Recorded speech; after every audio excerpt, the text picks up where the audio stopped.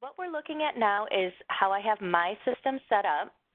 There are the modules across the top. As I'm hovering over them, you can see these drop downs.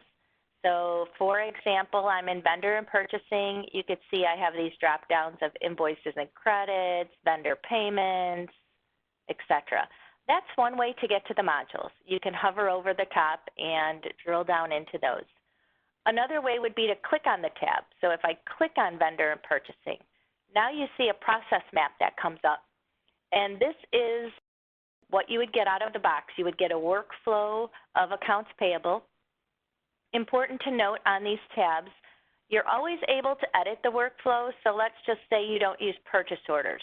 You can edit this, you can delete this icon, and you can have this workflow be the workflow that you follow at your company. You can also set up your shortcuts to your favorite reports.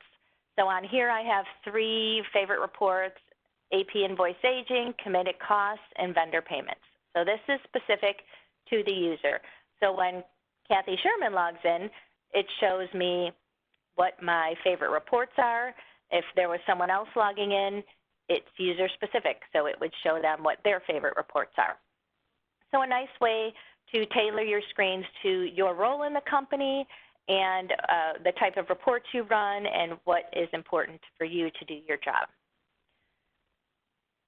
So if I come back here to Home and Resources tab, on mine I've just set up some of these financial statements so that I can run them right from this menu. But once again, this could be any shortcuts throughout the program. Calling your attention down to the very bottom, there's a live chat button.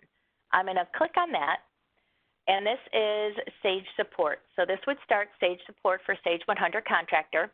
So this is where you would put in your name, email address, and your question, and you would chat with the analyst and get your answer, your question resolved.